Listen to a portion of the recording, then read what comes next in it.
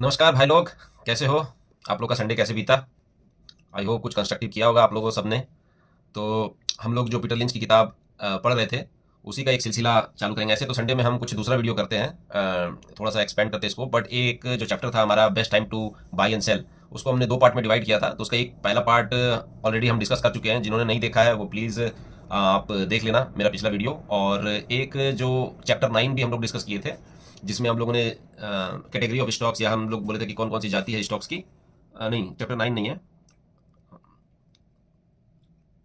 Chapter 8 है। तो हम लोग उसमें जाने थे कि कितने सारे जो है स्टॉक्स हैं। तो उसी कैटेगरी ऑफ स्टॉक्स में हम लोग को कब बेचना चाहिए, तो वो चीज़ हम आज डिस्कस करेंगे। ठीक है, तो हम लोग कंटिन्यू करते हैं, स्टार्ट करते हैं। तो आप लोग सभी कोई से रिक्वेस्ट है कि पूरा वीडियो देखना भाई लोग, तभी आपको मजा आएगा। ठीक है, अगर आपको जो बिकवाली हो रही है अभी बाजार में उसको लेकर कहीं डर है और बेच के निकलना भी है, तो आपको क्या देखना चाहिए बेचने से पहले? जो पीटर लिंच बोल रहे हैं उसी को मैं स्टिक करूंगा, और उस हिसाब से ही आपसे चर्चा होगी। तो जो हम लोग ने बोला था कि पिछले बार कि हाँ, मार्केट के उतार चढ़ाव के हिसाब से हमें नहीं बेचना चाहिए, क्योंकि प्राइस बेस्ड जो हमारा डिसीजन होता है बेचने का, दैट इज़ नॉट गुड। तो फिर हम क्या सोच के बेचें? तो उसमें हमने डिस्कस किया था कि जनरल, तो हम बस खाली यही देख सकते हैं कि अगर जनरल हमको बेचना ही बेचना है, स्टॉक मार्केट से हाँ जोड़ना है इरिस्पेक्टिव ऑफ एनी स्टॉक, तो हम देखते हैं कि इंटरेस्ट रेट अगर बढ़ने वाला हो, ठीक है, तो समझ लीजिए कि लिक्विडिटी मार्केट से सकआउट होगी, तो आप बेच सकते हैं, या दूसरा रिसेशन आने वाला हो तब आप बेच सकते हैं। ये दोनों ही स्थिति में अगर आपको सर्टेनिटी है कि हाँ ये होगा ही होगा, देन आप मतलब उसको टाइम करके उस तरह से एग्जिट कर सकते हैं, क्योंकि उससे फिर स्टॉक मार्केट में असर आता है। ठीक है, दो सूरत में ही आपको लाभप्रद होता है, पर ये तो कोई को बोल के नहीं आता है। तो फिर हम जो है स्पेसिफिक स्टॉक स्पेसिफिक हम कैसे उसको बिकवाली करें, कैसे बेचें उसको, कब खरीदें, तो उस तरीके से तो वो हम लोग ने पहले डिस्कस किया था कि जो 7 कैटेगरी है, हम लोग आज फिर से उसको डिस्कस करेंगे कि जो slow grower, fast grower, cyclical, asset play turnover, turn around. तो इन सब में जब हम क्या देख के लिए थे, और फिर वही कहानी अगर नहीं रहेगी तो हम उसको बेच देंगे। ठीक है, मगर इसके अलावा भी इस चीज़ को कैसे भांपना है, क्योंकि पीटर लिंच एक मंजे हुए बुढ़े रहे हैं, समझ लो, इन्वेस्टर की इन्वेस्टमेंट की दुनिया में। तो उन्होंने अपना जो पर्सनल जो एक बोलते हैं स्ट्रीट स्मार्टनेस है, या चीज़ें जो उन्होंने देखी है, उसको भी हम लोग के साथ में अदर साइन के साथ में भी उसको शेयर किया है। तो वो भी हम लोग यहाँ पे डिस्कस करेंगे। ठीक है, तो आप लोग पेशेंस बना के रखो। ठीक है, तो यहाँ पे बोलते हैं कि when to sell a slow grower. तो स्लो ग्रोवर अगर आपके पोर्टफोलियो में है तो उसको कब बेचें, उसको कब बेचना चाहिए? तो पीटर लिंच यहाँ पे कहते हैं कि भाई I can't really help you with this one, क्योंकि वो पोर्टफोलियो के अंदर में बहुत ज़्यादा स्लो ग्रोवर रखते हैं नहीं। अगर वो कहीं रख भी लिए हैं तो 30-40%, अगर 30 से 50% का अप्रिसिएशन अगर उसमें हो गया है तो बेच के निकल लेते हैं, कट लेते हैं। ठीक है, या फिर नहीं भी अप्रिसिएशन हुआ और फंडामेंटल अगर डिटोरिएट कर गया है, ठीक है, और अगर उसका जो जितने में खरीदे थे उससे दाम घट भी गया है, तब भी हम उसको बेच के निकल जाएंगे। ठीक है, थोड़ा घाटा लेके भी निकल जाएंगे।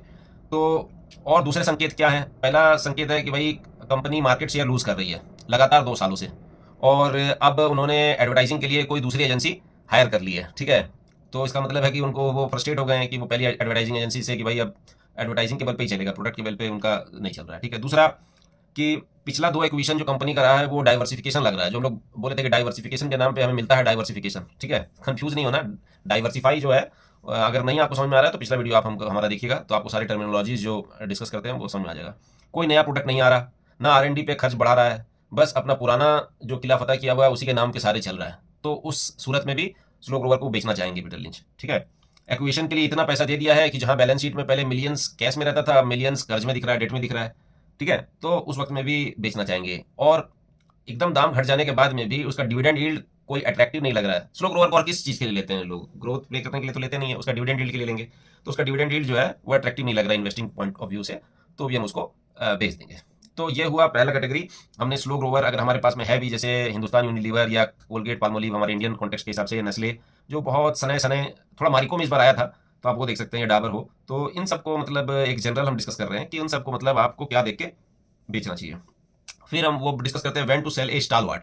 स्टालवार्ट हमने डिस्कस किया था कि इस तरह की कंपनी जो मतलब कि चलती जाती है। जैसे मतलब कि अगर आप स्टालवार्ट का एग्जांपल लेंगे, वरुण बेवरेज, कि अब छोटी है कंपनी पर अपने जो सेगमेंट है उसके अंदर में पेप्सी भी पियेंगे ही लोग, चिप्स भी खाएंगे ही, और ये सारी चीज़ें चलेंगी। ठीक है, मगर अभी कैंपा का अगर मान लो कोई कंपटीशन आ गया, ठीक है, तो उससे मतलब क्या इफेक्ट हो रहा नहीं हो रहा है, तो वो सारी चीज़ें देख के भी, मगर एक तरह से स्टालवार्ट में ये फायदा है कि अगर आपको कम पी में मिल रहा है तो आप उसको ले लो। उसका ग्रोथ मोर और लेस उतना ही रहेगा, 10-12% का।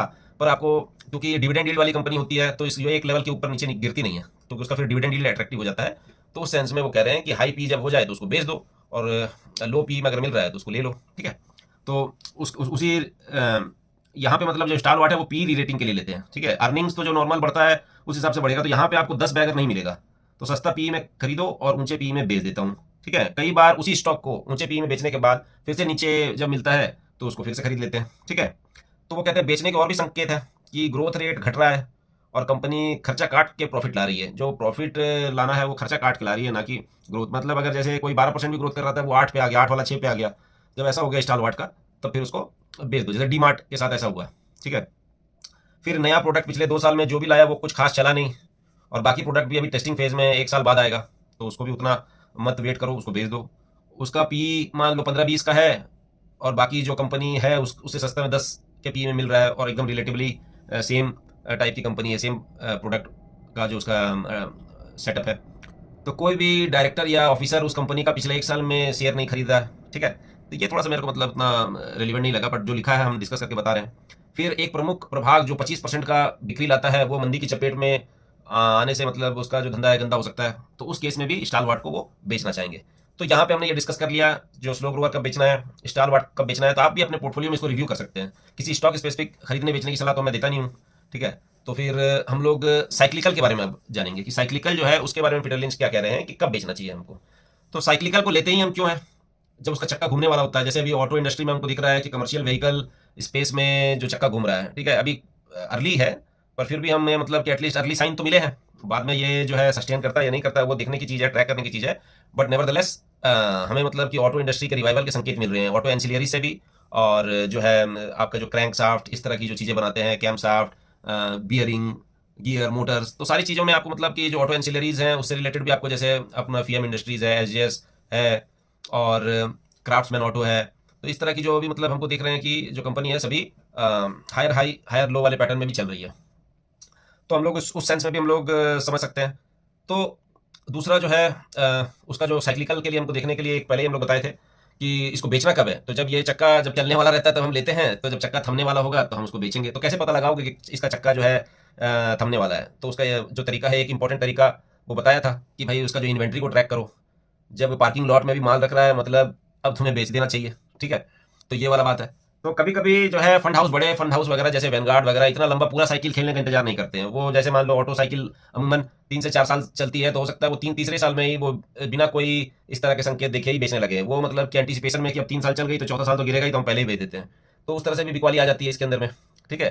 तो इसीलिए इस बोलते हैं कि साइक्लिकल का खेल जो है वो जो है अजीब है। इसको इसमें यहाँ पे तुमको अजीब नियम को जानना पड़ेगा। साइक्लिकल थोड़ा पेचीदा बन जाता है इस मामले में। जैसे डिफेंस का धंधा भी जो है साइक्लिकल है, ठीक है। तो इधर अर्निंग्स आ रही थी और जनरल डायनेमिक्स का जो शेयर है उसको 50% गिरा दिया मार्केट ने। तो ज़्यादा ही दूरदृष्टि वालों को बेचने की जल्दी थी कि भैया हो गया हो गया। अब आप देखेंगे साइकिल के एंड के अलावा साइक्लिकल को तब भी बेचना चाहिए जब कुछ गलत होना शुरू हो गया है कंपनी के साथ। जैसे कंपनी के खर्चे बढ़ने लगे हैं, जो भी सोच के लिया था अब वो बूम खत्म हो गया है, ठीक है। जैसे मान लो कि अभी डिफेंस का भी जैसे लड़ाई झगड़ा का माहौल चल रहा है, तो हो सकता है यूएस की जो डिफेंस लॉबी है वो भी इसके पीछे है कि भाई दुनिया भर में आप वेनेजुएला को कब्जा लिए, तो कभी मान लो सबको एक तरह से एक बहुत बड़ा इसको इंटरनेशनल बेस्ड जो ऑर्डर था, रूल बेस्ड ऑर्डर था, इंटरनेशनल रूल बेस्ड ऑर्डर था, उसको एक तरह से चाइना तो मान ही नहीं रहा था, रसिया भी नहीं मान रहा था। एक यूएन के लिए जो यूएन बेस्ड सिस्टम था उसको एक तरह से आज अमेरिका ने भी ऑफिशियली उसको नकार दिया है, खत्म कर दिया। तो ये एक इंटरनेशनल लेवल में एक बहुत बड़ा इवेंट माना जाना चाहिए। अगर आपको हिस्ट्री का अगर थोड़ा बहुत नॉलेज है कि वर्ल्ड वार 2 के बाद में ये ब्रिटेन वुड ट्विंस के बाद वर्ल्ड बैंक और आईएमएफ वगैरह बने थे, और भी मतलब जो एजेंसी है वो भी उसकी ही मतलब देन है। जैसे WTO वगैरह वो बाद में आया था, 1945 में ही नहीं आया था, 1948 में मान लो उसको तरह तरह का एग्रीमेंट के साथ में उसको नाम देके स्टार्ट किया था। तो पर फिर भी आप ये कह सकते हैं कि जो भी इंटरनेशनल कोर्ट ऑफ जस्टिस है या इस तरह की सारी चीज़ें जो उसके बाद सेटअप हुई थी वो यूएन संचालित सारी ये थी। तो यूएन पे तो पहले से ही आज 4-5-7 साल पहले से ही उसके रेलिवेंस पे सवाल उठने लगे थे, बट मोर और लेस अब अमेरिका ने भी उस पर ठप्पा लगा दिया एक तरह से, माइट इज ऑलवेज राइट वाला जो है फिलॉसफी देके, जो हम लोग ने मान लो एक तरह से बहुत पहले देखा हुआ था, जो उसका मुंडो डॉक्ट्रिन है कि वो एक्सपेंड कर सकता है तो एक्सपेंड करेगा, वो वाला वो फिर से मतलब उस पर वापस आ गया है। तो ये सारी चीज़ें जो हो रही है उस इसमें मतलब डिफेंस की स्पेंडिंग हो सकता है बढ़े, तो डिफेंस एज ए साइकिल हमें मतलब ट्रैक करना चाहिए, क्योंकि लड़ाई झगड़े का माहौल बना रहे हैं तो डेफिनेटली सबको इनसिक्योर करेंगे तो सबको सिक्योरिटी बढ़ाएंगे अपने, है ना। तो ये चीज़ चलेगी। एक साइबर सिक्योरिटी से रिलेटेड भी हमें इसमें मतलब कि देखना चाहिए कि साइबर अटैक्स भी एक दूसरे के ऊपर में बढ़ने चाहिए। तो साइबर तो हम लोग अभी स्टिक करते हैं कि हम लोग अभी जो प्रेजेंट कंटेक्स्ट है जो किताब के साथ में उसको रिलेट करने की कोशिश कर रहे थे, जो हमारी अंडरस्टैंडिंग थी। But let us go back to our discussion on book कि अगर किसी कोमोडिटी का मतलब अगर साइक्लिकल को कैसे भांपना है, जो मतलब पीटर लिंच बता रहे हैं कि किसी कोमोडिटी का अगर घटता दाम है तो भी वो बुरा संकेत है। जैसे अक्सर ऑयल या स्टील का दाम महीनों पहले नीचे चला जाता है, बाद में आपको अर्निंग्स में फर्क दिखता है। ठीक है, तो किसी कोमोडिटी का जो फ्यूचर मतलब ऐसे अगर आप मान लो स्टील का फ्यूचर आप देखें कि दिसंबर फ्यूचर्स आप देख रहे हैं और मतलब अभी हम लोग जैसे जनवरी में चल रहे हैं तो मार्च के अगर मान लो आप फ्यूचर्स देख रहे हैं तो उसमें आपको पता चलेगा कि हाँ वो सस्ता बिक रहा है और अभी वाला जो है महंगा बिक रहा है। तो इसका मतलब है कि जो बाद में मार्च में सप्लाई देने की गारंटी ले रहा है बाजार कि आराम से हम लोग सप्लाई कर देंगे, इसमें कोई डरने की बात नहीं है, तभी तो वो फ्यूचर में उसका दाम कम है। और अगर मान लो फ्यूचर में सप्लाई की और कंस्ट्रेंट होने वाली होती है तो वो फ्यूचर में वही चीज़ का जो फ्यूचर है वो ज़्यादा प्रीमियम में बिकने लगता है। ठीक है, तो वो चीज़ होती है। तो किसी कमोडिटी का फ्यूचर उसके करंट या स्पॉट प्राइस से कम बिक रहा है, मतलब डिमांड को फुलफिल करने की गारंटी आ रही है, तो ओवर सप्लाई होगा तो दाम घटेगा। तो ये भी मतलब एक इंडिकेशन है कि आप साइक्लिकल से मतलब कट लो। दूसरा है साइक्लिकल में कंपटीशन का काम भी मतलब खराब संकेत है। अगर बहुत सारे लोग आ गए इसका मतलब दाम कम करना पड़ेगा, मार्जिन घटेगा और फिर यही होगी, मार्जिन घटेगा तो फिर उसको फायदा नहीं है रखने का, उसको बेचो। तो ये कह रहे हैं जैसे इनको कंपनी है, जब तक ताबड़तोड़ निकल की डिमांड रहेगी तो इनको कंपनी को कुछ हाथ नहीं लगा सकते हैं। ठीक है, तो वैसे ही अभी आज के डेट में क्रिटिकल मिनरल की आप देख रहे हैं कि हर जगह मारामारी हो गई है। इस यहाँ तक क्रिटिकल मिनरल को लेकर प्रभुत्व स्थापित करने के लिए ग्रीनलैंड को कब्जाने की जो है यूएस रणनीति ला रहा है, किसी तरह से दबाव बना रहा है। ठीक है, तो ये जो क्रिटिकल मिनरल की लड़ाई है, चाइना ने पिछली बार जो मैग्नेट में और ये सारी चीज़ें जो है अपना सप्लाई वगैरह रोक के एक तरह से दिखा दिया था कि इकोनॉमिक पावर वो भी है। हालांकि मिलिट्री और बाकी संदर्भ में इतनी बड़ी पावर चाइना भी उभर के नहीं आ पाई है यूएस के बराबर, बट इकोनॉमिक सेंस में इट कैन स्टीफल यूएस ऑल्सो। ठीक है, तो क्योंकि मैन्युफैक्चरिंग जो है उस लेवल पे जो चाइना है वही कर पा रहा है आज के डेट में, उसी को वापस रिवाइव करने के लिए जो ट्रम्प इतनी कोशिश कर रहा है कि हम लोग यहाँ पे इंडिजिनस मैन्युफैक्चरिंग करेंगे, अपने घर पे करेंगे। ठीक है, तो ये सारी चीज़ें हम लोग साइक्लिकल के कंटेक्स्ट में बहुत सारी चीज़ डिस्कस करें। दूसरे संकेत भी हैं साइक्लिकल को लेकर, वो है कि अगर दो यूनियन कॉन्ट्रैक्ट रद्द हो गए हैं और पिछले एक साल में और लेबर यूनियन वाले पूरा वेतन और भत्ता और सुविधा वगैरह की मांग कर रहे हैं। ठीक है, तो इस तरह की चीज़ें हम लोग जैसे एयरलाइंस के धंधे में देख रहे हैं कि ये जो है इंडिगो के जो भी कर्मचारी वगैरह थे वो मतलब बढ़िया इसकी मांग कर रहे थे कि थोड़ा सा हमें भी मतलब छुट्टी वुट्टी मिले, रिलीफ मिले, साथ साथ में कुछ हमारी सैलरी वैलरी इंक्रीमेंट वगैरह सारी चीज़ें चल रही थी चर्चा। तो उस सेंस में आप समझ सकते हैं कि भाई एयरलाइंस वाला जो धंधा है वो अभी हम लोग मतलब उससे दूर रहे तो ठीक है, मगर उसमें ग्रोथ भी है तो आपको बैलेंस आउट करके देखना पड़ेगा। ठीक है, अब डिमांड प्रोडक्ट का मर रहा है, जैसे मान लो मोटा वाला टीवी आज के डेट में कोई नहीं लेता है। ठीक है, तो सबको स्मार्ट टीवी वगैरह ही लेते हैं, एलईडी वगैरह। आज के डेट में वो पुराना वाला जो है कैथोड रे ट्यूब वाला जो टीवी है वो सब कौन लेता है। ठीक है, तो इस तरह का अगर आपका प्रोडक्ट है तो उस कंपनी की साइक्लिकल में वो साइक्लिकल मरने ही वाला है, तो उसको फिर बेच के निकल लो। कंपनी दुगना खर्च कर लिया नया प्लांट बैठाने के लिए, पर पुराने वाले में ही मॉडर्नाइज करने का खर्चा नहीं किया, वो कम में हो जाता ना। तो इस तरह की अगर मान लो गलती कर रहा है तो भी आपको साइक्लिकल से बेच देना चाहिए। ये सब दूसरे संकेत जो पीटर लिंच की जो अनुभव है उसके हिसाब से जो बता रहे हैं वो हम बता रहे हैं, हम लोग डिस्कस कर रहे हैं। कंपनी ने दाम घटाया फिर भी जो है मतलब विदेशी कंपनी से टक्कर नहीं ले पा रहा है, तो वो चीज़ है। तो ये हमारी साइक्लिकल की कहानी रही कि हम लोग को साइक्लिकल को कब बेचना चाहिए। ठीक है, फिर हमें मतलब फास्ट ग्रोवर को कब बेचना चाहिए, when to sell a fast grower. तो आपको अगर पता नहीं है कैटेगराइजेशन तो आप मेरा मतलब कि पुराना वीडियो जाके देखिए कि हम स्टॉक को कैसे कैटेगराइज करें, है ना, कौन क्या है। तो उसका डिस्क्रिप्शन मैं नीचे डाल दूंगा, डिस्क्रिप्शन में उसका लिंक, तो आप लोग देख लेना। ठीक है, तो अभी हम लोग यहाँ पे डिस्कस करते हैं कि फास्ट ग्रोवर को किस लिए लेता है आदमी। ग्रोथ के लिए लेता है, तो अगर फास्ट ग्रोवर को ग्रोथ के लिए लिए हो तो फिर उसका जब ग्रोथ खत्म होने लगे तो उसको बेच दो। ये नहीं कि आप अपना स्कीम ही चेंज कर दो कि अब हम डिविडेंड के लिए लेंगे, अब हम इसको किसी और चीज़ के लिए लेंगे, एसेट प्ले के लिए लेंगे, टर्न अराउंड के लिए लेंगे, साइक्लिकल के लिए लेंगे। नहीं, फास्ट ग्रोवर को आपने ग्रोथ के लिए लिया है तो ग्रोथ खत्म है तो उसको डिसिप्लिन के तहत उसको बेच दो। ठीक है, तो यहाँ पे कह रहे हैं कि 10 बैगर, मगर ध्यान से उसको बेचो। ऐसा नहीं कि एक आध क्वार्टर के रिजल्ट में आपके हाथ से 10 बैगर हाथ से निकल जाए। अगर भाई अर्निंग श्रिंक कर रही है तो दुगना मार पड़ेगी फास्ट ग्रोवर में, क्योंकि यहाँ पे पी भी डीरेट होगा, अर्निंग्स तो श्रिंक करेगी और पी भी डीरेट होगा, क्योंकि जिस भी कंपनी का हम लोग देखते हैं तो उसका फिर इस तरह से भी होता है। मतलब पी डीरेट, अर्निंग्स अगर खत्म हो गई तो पी वो बढ़ेगा भी। मतलब अगर 50-60 का पी है तो वो आपको आर्टिफिशियली दिखेगा 90 का पी है, पर क्या फायदा होगा आपकी मतलब जो है प्राइस जो है एकदम मतलब शेयर गिरने लगेगा। तो हम लोग जैसे अभी ट्रेंड में देख रहे हैं, अगर आज भी 120 का पी है पर 8000 से 4000 पे आ गया ना शेयर, तो 120 का पी में तो अगर पहले 100 का बिक रहा था तो अब 120 का हो गया, अर्निंग खत्म हो गई मेनली। ठीक है, तो वो आपको देखना पड़ेगा। ठीक है, तो जब लास्ट ग्रोथ वाले जो फेज है, मतलब जब मरने वाला है, उस वक्त का जो ये पी इंक्रीज है वो अच्छा नहीं है। ये साइक्लिकल में उल्टा होता है, साइक्लिकल में आपको ऊंचे पी पे लेना है, नीचे पी पे बेचना है, क्योंकि उसकी अर्निंग्स बहुत ज़्यादा आती है। तब वो जो है पी को सप्रेस कर देता है। तो उस वक्त में अच्छी जो है उस समय आपको कम पी में बेचना है, ठीक है। तो हम लोग मतलब इसको डिस्कस करते हैं कि 3 फेज़ होते हैं जो फास्ट ग्रोअर के, एक स्टार्टअप फेज़ है, एक रैपिड एक्सपेंशन फेज़ और एक मैचुरेशन या मतलब सैचुरेशन फेज़। तो उस वक्त में हम लोग देखते हैं कि रैपिड एक्सपेंशन फेज़ का जब अंत आता है उस वक्त में ये काम होता है कि हमारा जो है बहुत ज़्यादा मतलब पी इस तरह से अर्निंग से कम होने के कारण पी ऊपर बढ़ जाता है। ये नहीं कि उसको सेक्टर प्रीमियम वैल्यूएशन दे रहा है, सेक्टर प्रीमियम वैल्यूएशन अब नहीं दे रहा, उसको ग्रोथ के लिए नहीं दे रहा, ठीक है। वो तो उसका पहले से ही प्राइस इतना ज़्यादा हो गया है कि उसके अर्निंग्स बहुत कम हो गई, तो वो आपको दिख रहा है। और वो धीरे धीरे धीरे धीरे वापस उसको जो अचानक से झटके से उसकी अर्निंग्स घट गई तो जो पी ऊपर हुआ, अब वो वही पी वापस धीरे धीरे धीरे डीरेट होगा। तो डीरेट होने का मतलब ये है कि आज के डेट में अगर मान लो 120 के पी में 4,000 रुपए में भी अगर वो मान लो ट्रेंड बिक रहा है, तो वो भी अपने ग्रोथ के हिसाब से उसको मार्केट धीरे धीरे उसका पी कर ही देगा, नीचे डीरेट कर देगा लगातार ही। अगर वो आपने देखा कि फिर से 18% ग्रोथ दिखाया तो 4,000 से भी उसको नीचे तोड़ के नीचे ले गया बाजार।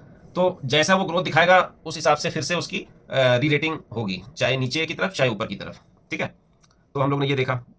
तो बोले कि फास्ट ग्रोवर में आप कैसे पहचानेंगे, मतलब जो संकेत है कैसे पहचानेंगे, ठीक है। तो मेन इसमें ये देखना रहता है कि रैपिड एक्सपेंशन फेज का कहीं अंत तो नहीं आ गया। तो जैसे वो एग्जांपल बताते हैं कि गैप नया स्टोर खोलना, गैप जो कंपनी थी जो जीन्स वीन्स बनाती है, हुडी हुडी बनाती है, तो वो नया स्टोर खत्म कर दिया, खोलना बंद कर दिया, और पुराना स्टोर भद्दा दिख रहा है। मतलब जो इसकी जैसे आज के डेट में हमारा पेंटुलून्स का बहुत जगह आप मॉल वॉल में देखोगे तो बेकार सा सेटअप लगता है उसका, मरा मरा सा। उसके अंदर में लाइटिंग वाइटिंग भी ऐसे ही करती रहेगी जैसे जिप जिप जिप जिप कि वो जैसा भी एक भय वेब सीरीज आया ना, मैं गौरव तिवारी, तो वो वाली फीलिंग आएगी आपको पेंटालून्स में। तो आप बोलेंगे भागो यार यहाँ से। आपके बच्चे बोलेंगे कि पापा गैप वाले दुकान में मत जाओ, वहाँ पे जो नया वाला वास वाला जीन्स है ना वो अच्छा नहीं मिलता वहाँ पे, है ना। तो जो अभी मतलब पगलाए हुए हैं लोग उसको लेने के लिए, अपने कॉन्टेक्स्ट में बता रहा है। तो अगर आपके बच्चे कंप्लेन कर रहे हैं कि नहीं नहीं नहीं पापा उस स्टोर में नहीं, तो समझ लो कि उसको बेचने का समय आ गया है, ठीक है। फिर बोल रहे हैं कि अगर 40 वाल स्ट्रीट वाले भैया लोग या इंस्टीट्यूशन वाले भैया लोग उसमें बाई रिकमेंडेशन दे रहे हैं और 60% ऑलरेडी इंस्टीट्यूशन के हाथ में है शेयर, तो मतलब उसको हाथ जोड़ लो ऐसे, ठीक है। तो बाकी जो भी लक्षण चैप्टर 9 में बताया था, स्टॉक में अगर दिख रहा है तो उससे दूर रहो। उसमें चैप्टर 9 का नाम है स्टॉक टू अवॉइड, उस पर भी हम लोग वीडियो डाल रखे हैं, उसको आप लोग देख लेना, ठीक है। तो यही कह रहे हैं, जैसे समय एब्सर्ड और इलॉजिकल वैल्यूएशन पर पहुंच गया था, पोलरॉइड, एवॉन प्रोडक्ट्स, ठीक है। तो चौथी का बच्चा भी बता देता कि इसको बेचने का समय है।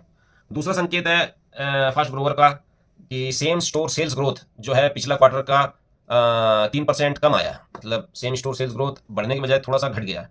नया जो भी स्टोर खोल रहा है उसका स्थिति ठीक नहीं लग रहा है, ब्रेक इवन बहुत लंबा हो रहा है। 2 एग्जीक्यूटिव या की मैनेजमेंट पर्सन जो है वो रिजाइन करके राइवल कंपनी ज्वाइन कर ली है। पिछला 2 सप्ताह में 12 शहर में कंपनी जगह जगह घूम के अपना कहानी बेच रहा है कि ये कर देंगे वो कर देंगे, और इस तरह की मतलब हवाबाजी कर रहा है।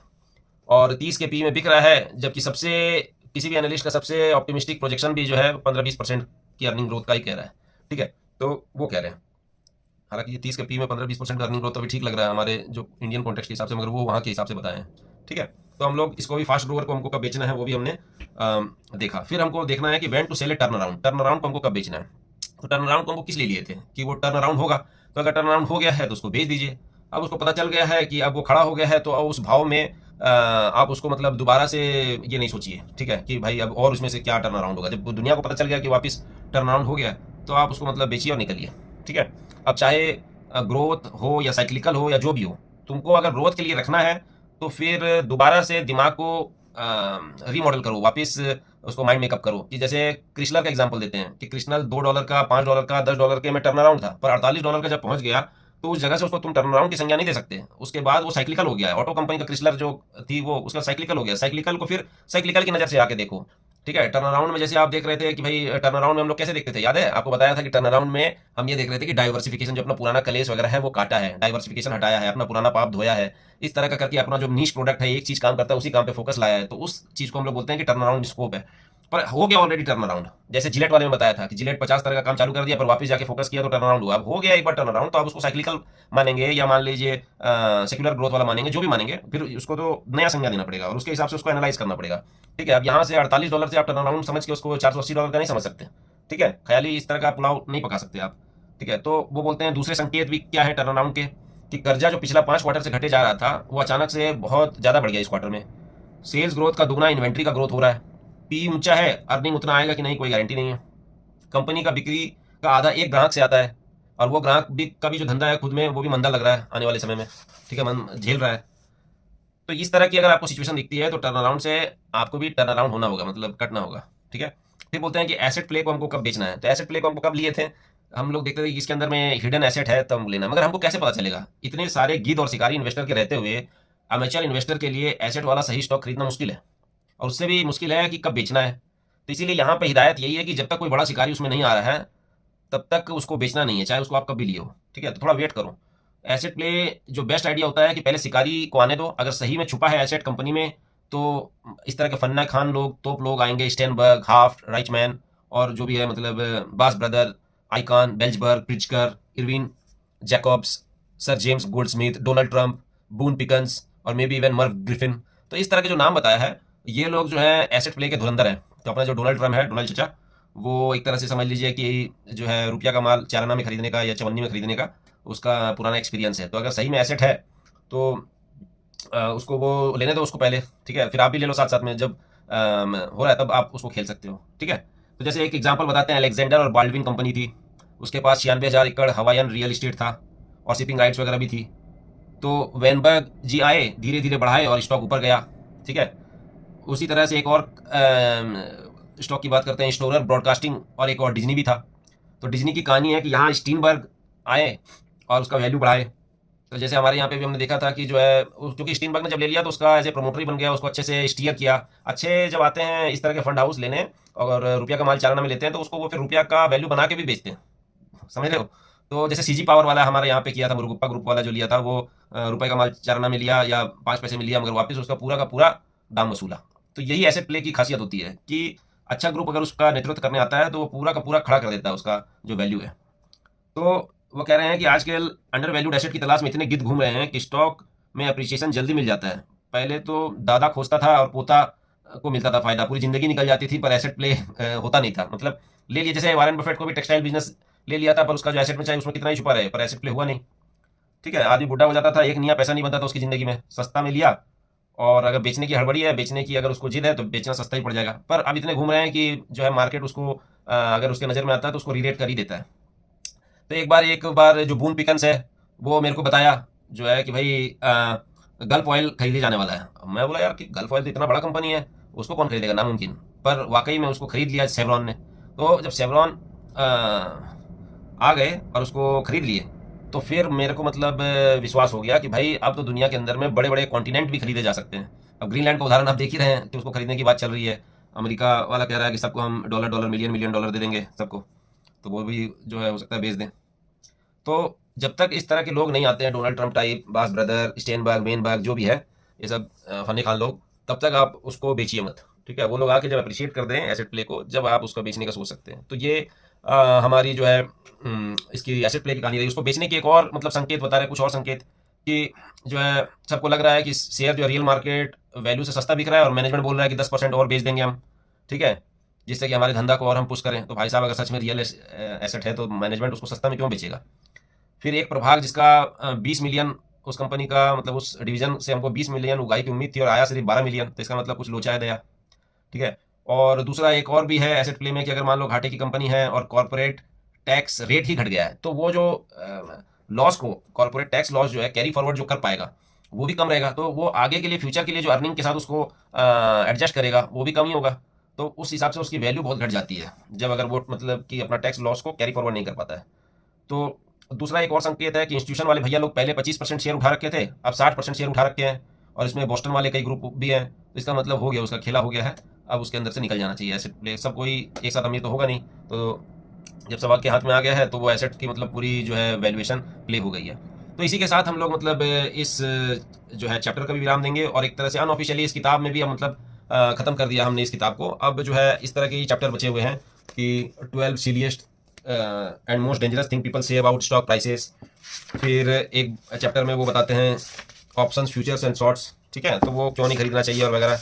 और एक छोटा सा चैप्टर मतलब 2-4 पेज के ही हैं, 20,000 फ्रेंचमैन कैन बी रॉन्ग, मतलब 50,000 फ्रेंच लोग भी, मतलब एक साथ में बहुत सारे लोग भी गलत हो सकते हैं, ठीक है। फिर ये एपीलॉग आ गया और ये खत्म हो गया। तो अनऑफिशियली इस वीडियो को मैं खत्म कर दिया हूँ, मतलब इस बुक को भी खत्म कर दिया हूँ। अब हमारे जो नेक्स्ट सीरीज़ है उसके लिए आप लोग कौन सी बुक करना चाहेंगे, देखना चाहेंगे, वो आप मेरे को बताना, ठीक है। तो अभी जो जिस तरह की साइकिल चल रही है, तो अभी मैं जो पढ़ रहा हूँ हॉवर्ड मार्क्स की मास्टरिंग द मार्केट साइकिल, इसको हम लोग पढ़ रहे हैं, ठीक है। तो इसको मगर हम लोग लाइन बाय लाइन नहीं करेंगे डिस्कस, तो बट जो इसका एसेंस है वो जरूर डिस्कस करूंगा, that will be very relevant in our context. तो लाइक शेयर सब्सक्राइब कर देना दोस्त लोग, कमेंट भी कर देना, इंटरेक्टिव बनाओ and encourage me to produce more such videos.